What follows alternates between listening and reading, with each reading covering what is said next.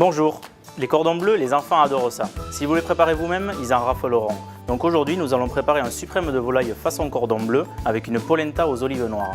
Pour réaliser cette recette, nous avons besoin d'un suprême de volaille agrémenté d'un petit peu de jambon de Bayonne, du comté et pour le paner, un œuf battu avec de la chapelure de pain. Pour la polenta, nous allons utiliser du piment d'Espelette, du beurre, de la polenta fine de maïs, de la poudre de volaille, des olives de Kalamata, du parmesan râpé, des tomates en dés et le lait et la crème mélangés déjà dans la casserole. Nous allons commencer en incisant le suprême de volaille juste en dessous de l'aiguillette, sur toute la longueur.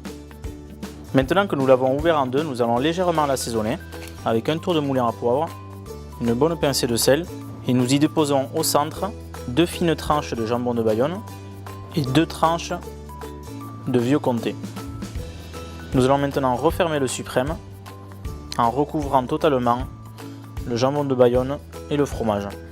On va maintenant plonger le suprême dans l'œuf battu et le déposer dans la panure de pain.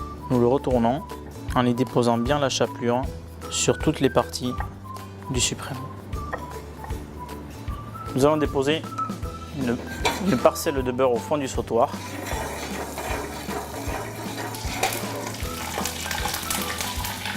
Une fois le beurre fondu et avant coloration, nous déposons le suprême de volaille dans le sautoir. Et là, nous allons commencer la cuisson pendant 5 bonnes minutes de chaque côté à feu doux.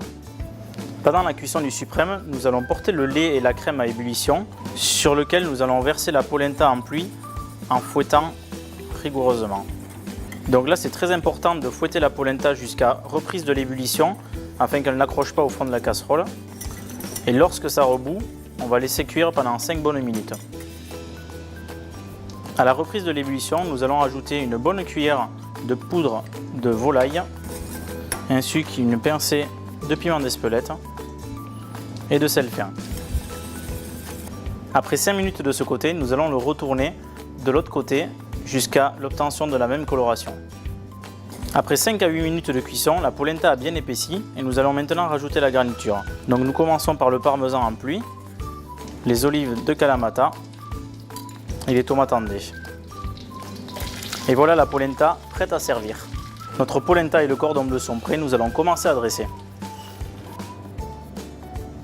N'hésitez pas à en préparer plusieurs à l'avance que vous pourrez congeler pour le plaisir des petits et des grands. Bon appétit!